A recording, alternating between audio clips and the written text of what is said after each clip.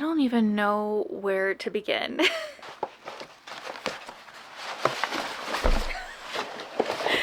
Swimming in packages right now. Oh my god. So this has been a video that I haven't made, it feels like in a while, and I think it had to do with July maybe just didn't have as many releases. But now, hi Nuggie. Nuggie, we got books. She does not care. She's walking out of here. But now I have a lot of book packages that are kind of piling up in our bedroom, and I think I have more coming. I don't know if they're from publishers or they're from books that I purchased myself, but here on my channel I usually separate book haul videos. So publisher book mail videos and my own personal haul videos are usually separated. And this is going to be a publisher book mail video, and it might be a chunky one because we have a lot of books.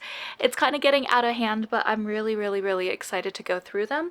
So let's sit back, get a snack, because this could be a chunky video. Okay, so first one we have here is Perilous Enchantment: The True History of Fairies by Sarah Clegg. This one comes out October 13th.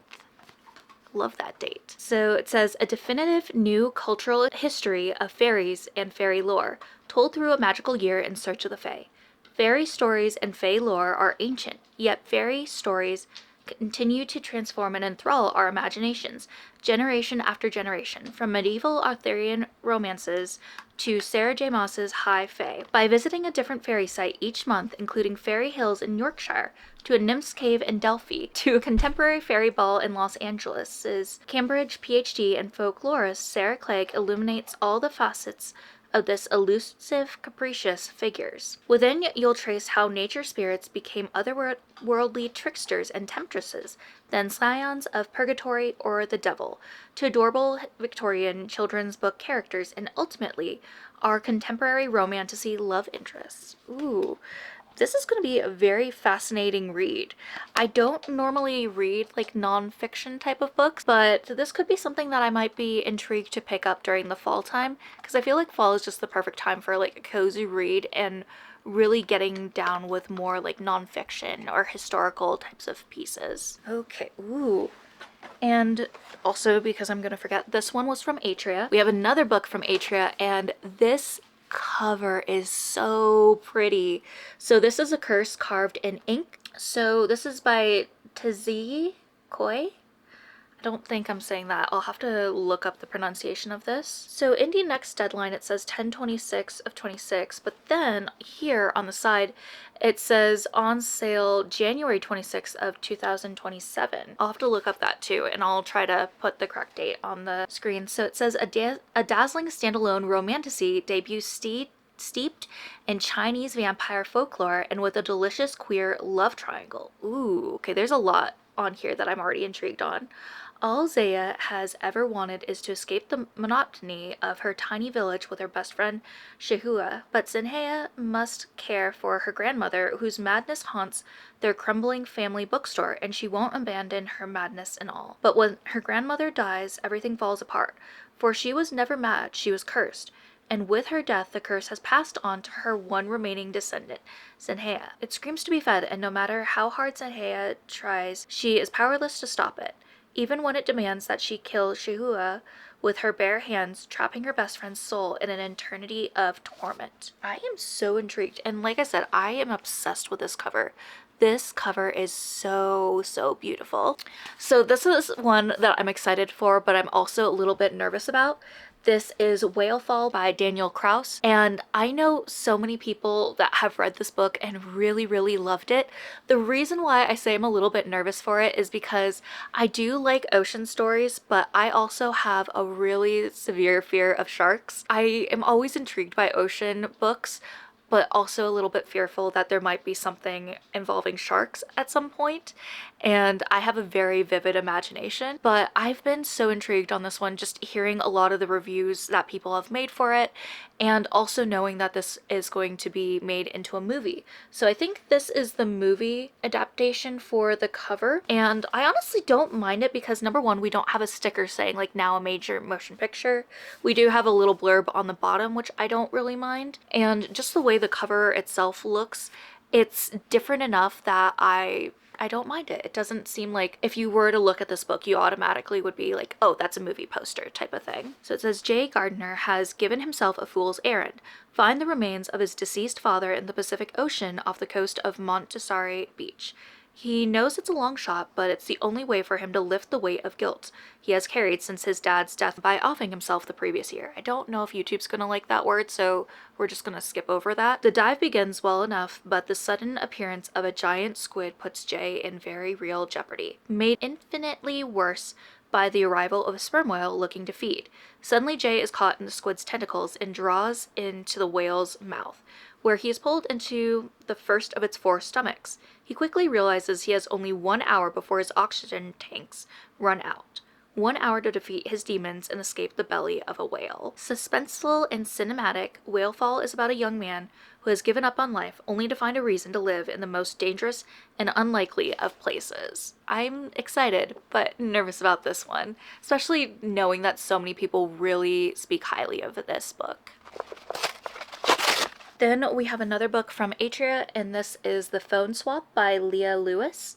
I don't remember seeing this one at all, but it has a cute little, like, I think penguin, but they look a little bit more like puffins. An accidental phone swap finds a celebrity heartthrob falling for an ordinary girl, but falling in love in private is not as simple as it is in reality, especially if the world is somehow still watching. Allie Lake, a scientist, is on a delayed flight traveling home from a job when she is seated next to troubled movie star Milo Ford. She is in no mood to talk to him, whoever he might be. Her most recent project at a research station has just come to an end, and she's about to move in with her sister, and her love life is non-existent. As for Milo, he wants nothing more than to be at home, hiding out with a little normality. Instead, he has to go and film a movie in the Romanian mountains, and all the while the press is getting closer, circling his most closely guarded secret. Ooh.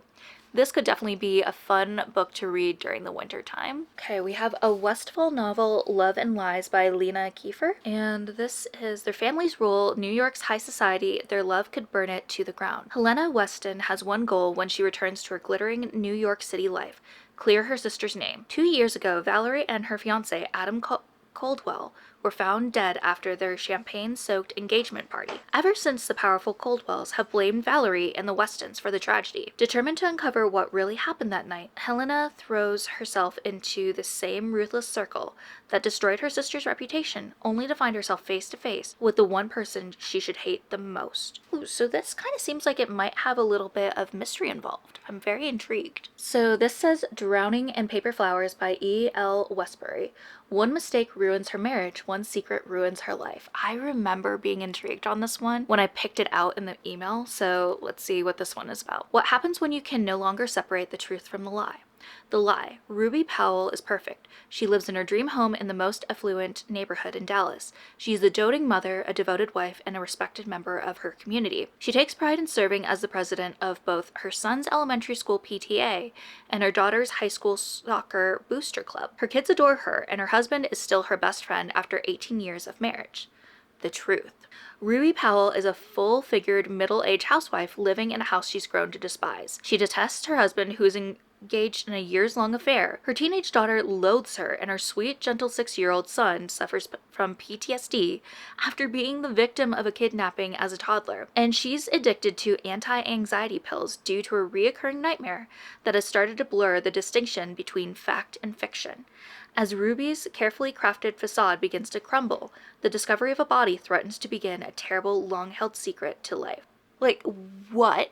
There's so much to unpack with this book. I will admit, like, the cover image isn't necessarily one that I'm in love with, but I am so intrigued with this story. I love those types of stories that everything isn't exactly as it appears, and that's a really good connection to social media. You know, like, someone might have this picture perfect life, but you truly never know what's going on. Like, you're just seeing what people present to you. So I'm very curious on this. Okay, next one is from Hatchet instead of Atria. Ooh. So I got another duplicate, but this is interesting because, so this is The Shadows That Listen by Louisa Carmody. Oh, this might be the completed copy. Yeah, I think this is the published edition. Yeah, so I think I got the published edition. So the arc that I have is right here. I haven't started reading it yet, but I do plan on reading it for August. And then this one is the published edition. So we have two different colors. This one is more black, and then this one is more gold. So, so pretty. And the back says, angels and demons are at war. Humanity is caught in the middle. The shadows lengthen. They listen. Who will survive the night?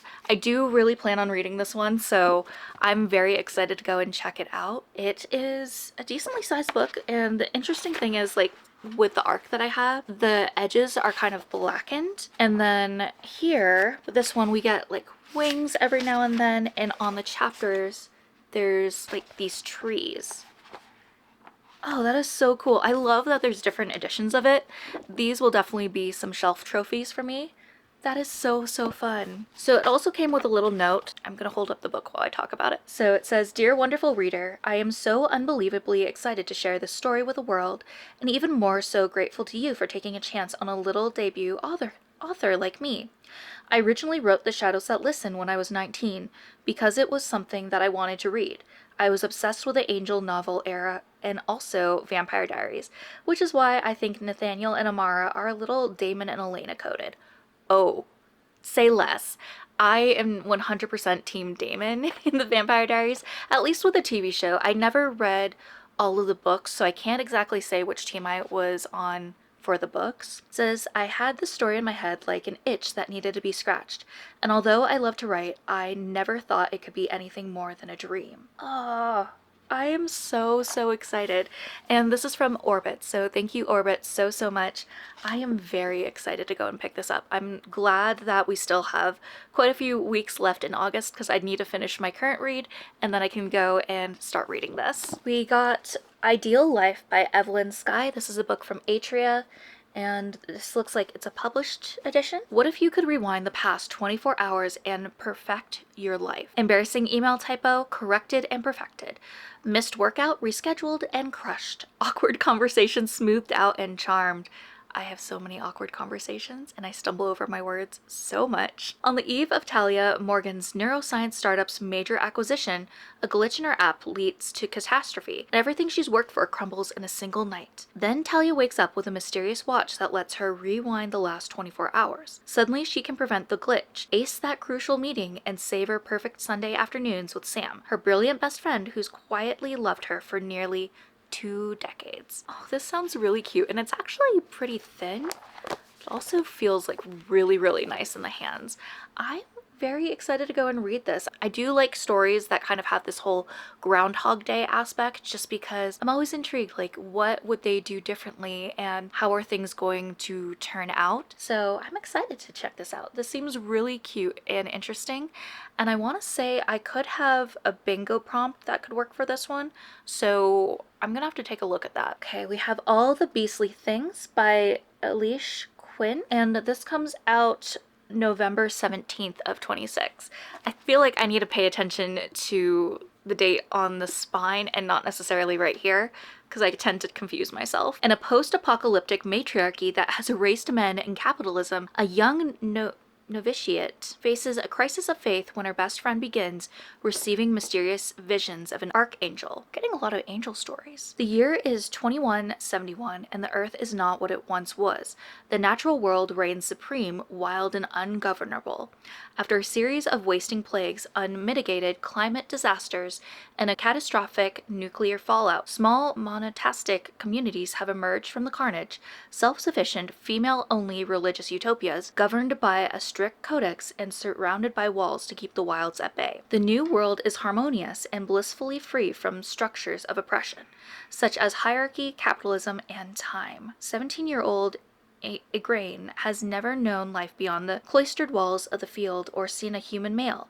Brilliant and devout, she spends her days in the gardens and scriptorium, beside her closest companion, Ophelia. Their studies will culminate in twin posts at the Lunar Abbey, a Gothic cathedral on the moon reserved for the most venerated sisters. I am so curious. This has a lot of those words that really always pop out to me, such as post-apocalyptic, matriarchy.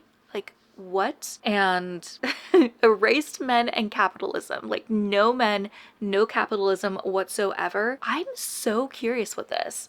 This will definitely be a book that I'm going to be reading in the fall, 100%. Okay, last one from this pile, and then we move over to another pile. This one is Our Last Wild Days by Anna Bailey. The past is never dead, it's not even past. Loyal May has returned to her hometown of Jackknife, Louisiana, a place she fled a decade earlier after a falling out with her best friend Cutter LeBasque. Working at the local news outlet, she takes care of her ailing mother and hopes to right the wrongs of the past. But days after she arrives, Cutter is found face down in the muddy bayou. The police call it a drowning, but Loyal doesn't believe them. Cutter and her brothers make their meager living as alligator hunters, and she knew the swamp like the back of her hand. Now, with a ragtag group of her coworkers, Loyal goes in search of answers. It may be too late to apologize to Cutter, but Loyal can still make amends. Interesting. So maybe a mystery thriller? Not quite sure. I feel like the back gives us a little bit of some info on it, but not fully. So we'll see how this one goes. I'm very curious. Then we actually have a package from Bloomsbury, which is wild because I feel like Bloomsbury is always a hit or miss on whether or not you'll get a book in their program. And we get the little pink cover that usually comes whenever you get a book from Bloomsbury. I always keep the stickers because if and when I get back into my journal, I can go and use it. And then we have the little Bloomsbury Creator Circle. Oh my gosh, this kind of feels like a little bit full circle. So we have The Summoning of Tess Pham, and this is by Trang Ton Tran, and this book comes out February 2027. So this is kind of like full circle and just feels really, really wild. My very first ever physical ARC that I received was actually from Bloomsbury, and it was They Bloom at Night by the same author. That is wild. Oh my gosh. So yeah, very first ever book that I received as a physical ARC was this one right here. And then we get another book by that same author. What? That is so cool. So this one says an ancient demon, 3 best friends on a trip of a lifetime, 6 hours to survive until dawn. So this is a pulse-pounding horror thrill ride set in a remote forest of Vietnam as 3 best friends battle to survive the night. I want to read this now. I am so curious. Oh my gosh. This is so, so cool. Oh my goodness. Thank you so much, Bloomsbury. Just wild, full circle to get my very first ARC ever from y'all and from the same author that you sent another ARC from. Amazing. I'm so excited. Doing a lot of like scavenger hunts on my bookshelves, I feel like, with this one. Okay, so this is one from St. Martin's Press. I don't believe I'm a part of their program anymore, so this might have been a book that was sent a while back. But this is The Minimalist by Kaylee Peterson. As the last and greatest student of famed minimalist composer Ryder Wakefield, Mia Voss has long been assured a rise to prominence in the insular world of classical music. When Ryder dies unexpectedly, she inherits everything, including the unfinished manuscript of his final composition, The Mysterious Death Fugue, music for orchestra. Haunted by memories of her tragic romance with Ryder's late son, Oliver, like Mia, an Asian American adoptee, Mia leaves her girlfriend behind and returns to Ryder's home to finish his last work. Okay, so this might be like a sapphic murder mystery, potentially. Very curious. And I do have a sapphic bingo that I need to work on getting everything put together for my friend Ivy, so I'll have to take a look and see if this might fit any of the bingo prompts. And it looks like this book is not out until August 18th. Oh, quick blows break. We got a sissawell. Hi, Papa. Hi. Yeah, we got a sissawell. He's like, Mother, release me. Let me wander amongst the books and sniff them. It is here. So next book we have is one that I'm very, very excited for, and it is This Wretched Alchemy by Tina Mars, and this is book 1 in the Ruinous Fate saga. This was also sent from Saturday Books. I have already read this one, and honestly, this series is one that I'm so excited to continue reading. The thing with this is that I really did like the book. However, I think I struggled with reading it as an ebook instead, because with the book itself, I believe it has like a little bit of breakdowns on things. It has different images for the houses. So these are the major houses and then minor houses. Yeah, there's also a breakdown on the places and some of the magic and different things, so in the glossary here. And as someone that doesn't read a lot of fantasy, I'm someone that can kind of forget what certain things are, so being able to have some sort of key to look back on and reference is something that I desperately need. So I was so excited that I was going to get this as a physical, because I wanted to be able to go and reference and look at some of those pieces. And now I have an edition in my hands, and we also got the lovely author Tina Mars in the book. I'm so excited. Thank you so much for this copy. I am just so excited to continue on with this series. I feel like I want to reread it as a physical book because I do have those keys now to look back on, but I'm so excited. Technically, this one was one that I purchased with my own money, but I did get an e-arc for it from the author, and I just really want to go and talk about it because this author is indie. And the book I'm going to talk about is The Solstice Heir by Jade Juniper. This is the second book in the Solstice Court, and it came out, I believe, at the beginning of August, if I'm not mistaken. It is a little bit of a chunky book, and it's one that I've been so excited for. I remember I got an arc for the first book, which is The Solstice Court, from Jade after going and I think answering a survey or something, and I got a copy of it and I zoomed through it, and when I hit the ending I had to go and message them and say, oh my gosh, that ending though, it's gonna be something that I'm going to continuously need to think about, and what the heck. And I just raved about it to them, and then found out that Jade actually had a YouTube channel and everything, and I feel like we've gotten this really nice like booktube friendship that's come forth from that. So when I knew that they were working on the next book, I was like, I want to know what's going next. And Jade will usually go and share a lot of their writing processes and some of the struggles and character art and all these different things, which I think is just so fascinating, especially as someone that is not a writer. I love getting to have that inside look into what exactly the author goes through when they're writing their books. So yeah, I could just talk about this for hours, but I mean, just take a moment. The cover of this is stunning, and since I did technically buy this edition for myself, I will have it again in my book haul video because I feel like I just cannot stop raving about this author. But yeah, this is this one, and as it seems to be the trend with this video, I'm gonna go and scavenger hunt and pull out the other book. You probably just heard my leg snap, crackle, and pop, but that's okay. So here's the first book, The Solstice Court. Also absolutely stunning, but here's this one, so pretty. And I want to say the spines are supposed to kind of match up with the different kingdoms, and it looks like they do, so I don't think I'm misremembering anything. That is so pleasing. But just in case if you don't know what the books are about, I'm going to read the back of the first one because I don't want to do any spoilers for anyone with the second one. So the Solstice Court had always felt like a dream, a shroud against the violence of the world. Kezra lives behind a veil of peace. Her kingdom is fruitful, her weather fair. She wants nothing more than to escape and explore the world beyond her castle walls. Yet as the sole heir, the reincarnation of her people's king, heavy expectations root Princess Kezra in place. To lead her people, she must embrace her magic and maintain peace, a challenge made more difficult by the decade-long war that battles either side of her kingdom's borders.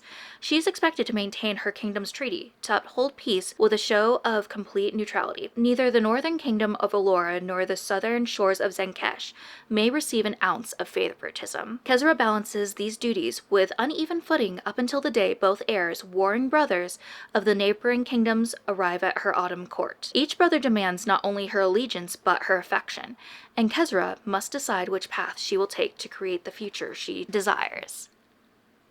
It's so good, and my brain's kind of blanking right now with how Jade goes and breaks them down. They're cozy fantasy with some platonic friendships, and I'm gonna post up the blurb that Jade usually puts with their books, but I'm so excited.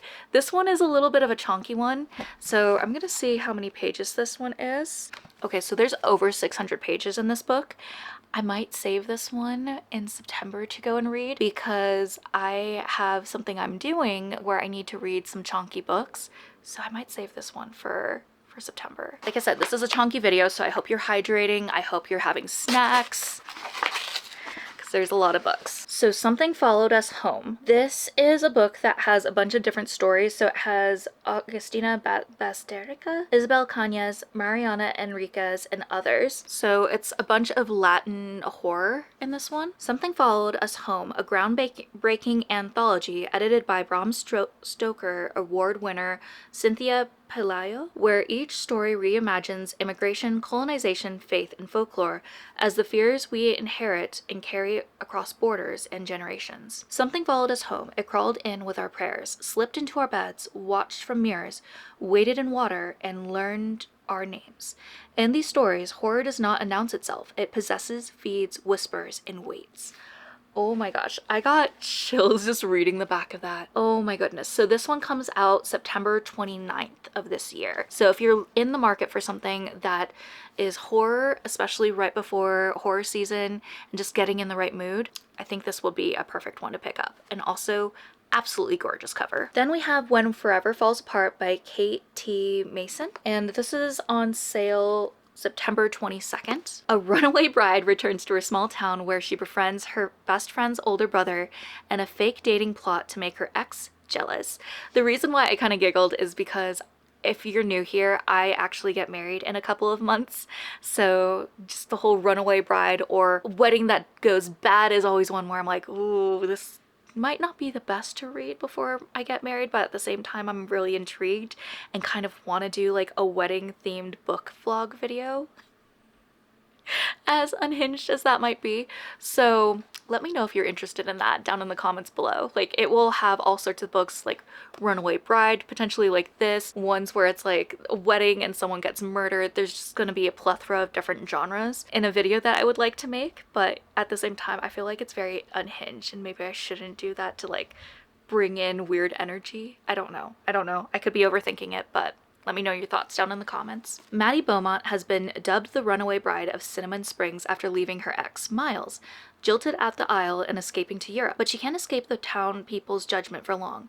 Months later, she's forced to return home and face reality, and Maddie is surprised by feelings of regret when she learns Miles has a new girlfriend so soon. Did she make a mistake by calling off the wedding? There's only one way to find out. When Maddie is invited to an event with Miles in attendance, she strikes a deal with pastry chef Elliot, her best friend's charming older brother. For one night, Elliot and Maddie are going to pretend they're dating.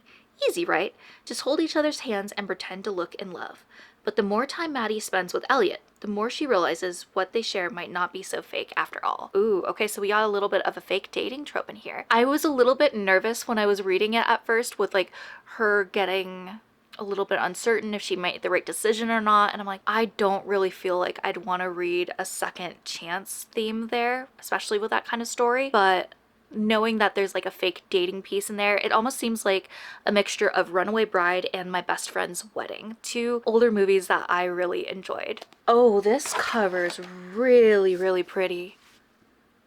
That is such a gorgeous cover. I really love covers that have like those pinks and purples and golds together. Some of my favorite. Like, I'm not really a pink and purple girl, but something about those colors just really pleases my brain so much. So this is Written in Starlight by Sloane Brooks, and this comes out October 13th. This is another October 13th book. So this apparently is for fans of Tusk Love and the Spell Shop. Comes a romantic portal fantasy with a cosmic twist about a storybook chambermaid and an intergalactic bounty hunter whose worlds and hearts collide through a magical book threatening to rewrite fate. Okay, so I've read both Tusk Love and the Spell Shop, and I enjoyed both of those books. So this says Della Farley has always known her place in the world, scrubbing floors, keeping her head down, and dreaming of something more. But when she stumbles upon a strange book that seems to be writing itself, a story about a man named Ansel Tolzok, a wanted fugitive traveling the stars, her quiet life turns extraordinary. Light years away, Ansel finds a mirror copy of the same book. Page by page, the story unfolds with details of a woman he's never met, one whose worlds feel achingly familiar. As the two begin writing to each other the mysterious pages, they open doors not just to each other's world, but to their most vulnerable hopes and fears. Ooh, this is so intriguing. I like that factor that it's two different people picking up books about each other, but they live in completely different dimensions and different worlds. That is really neat. I like the concept of that. I am very curious. All right, and then last one. Okay, this is a really cool one. There and Back Again, the unofficial oral history of the Lord of the Rings films by Sam Moore, and this one comes out October 20th. That is so cool. So a little bit of backstory on me. Like, I am a huge nerd. I prefer a lot more like the fantasy type of things over things like Star Wars and Star Trek. I'm not really like a space girly, but when it comes to fantasy, that's more like Lord of the Rings and Game of Thrones, things like that. That is a lot more up my alley. And with Lord of the Rings, I loved those movies, but I was absolutely terrified of Gollum, and I would usually have to like look away or hide during those scenes. And it wasn't until I was a little bit more of an adult that I was able to like look at the screen and actually watch those moments, which is hilarious coming from me because now I'm the type of person that I just love all horror. I find horror to usually be things that I go to for comfort. So the fact knowing that I was terrified of Gollum as a kiddo just is so hilarious. But that's a little bit of Rochelle lore, in case if you were curious. I doubt you were, but you're learning that tidbit of information. This says, celebrate the beloved, influential, and truly epic Lord of the Rings films with this essential read following the making of the trilogy, as told by the cast and crew. Journalist Sam Moore weaves together interviews with stars like Elijah Wood, Ian McKellen, Orlando Bloom, John Rhys Davies, and Andy Serkis to the writers and brilliant crew who revolutionized filmmaking, special effects, and brought to vivid life what was thought of as a project as impossible to adapt as The Hobbits, scaling Mount Doom. This is so cool. So I really love inside looks into how movies and things were made. It's just something that's so fascinating because it's a world that I'm totally not used to.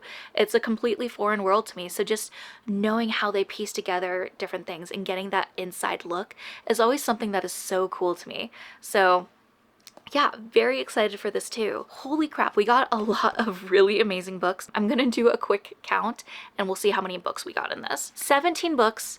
18 if you add one that I technically purchased myself, but I did get an e-arc for this. So we definitely got a lot of really fun books. I am completely in shock right now, just knowing like which one to go and pick up next. I feel like I definitely need to do a few different like themed vlogs and everything so that we can, so that I can go and read some of these arcs, because I feel like this year especially, I've been really bad about reading a lot of arcs, especially before the book gets released. So we'll have to go and see. I think we'll do a few specific arc videos, or at least like books for publisher mail, just so that you can go and hear my thoughts on these books and we can go and talk about them, because like I said, I'm very behind on a lot of this, but I'm so thankful for all of these books. And I may have forgotten to mention at the beginning of the video, but if you're ever curious how I go and get arcs from publishers or get book mail or anything like that, I do have a video where I went and talked about my experiences and what I learned with that,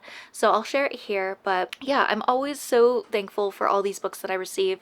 It's a huge pinch me moment because as a girl that grew up loving books and just had stacks of books around me wherever I went, just getting all of these books to go and look at and have memories for is just so special and something I never take for granted. So yeah, I can't wait to read all of these. If you saw any books that you were curious or intrigued about, let me know down in the comments below. And if you made it to this point of the video and you would like to show your support but you don't really feel chatty, maybe go and leave like a castle, just because like all the different castles on these books go and line up on the spine, which is so cool. Perfect touch, especially having them as book trophies to see on your shelves. But yeah, go and leave a cast if you'd like to go and show support.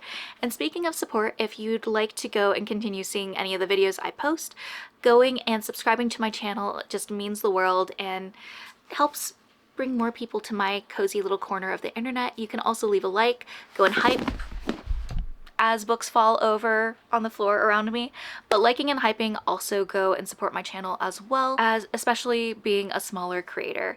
But as always, I just want to thank you so much for being here, and I just want to remind you to always remember that you're worthy and capable of amazing things. Bye, friends. Make it also look like I'm wearing a shirt, because I am. Hi, Nuggie.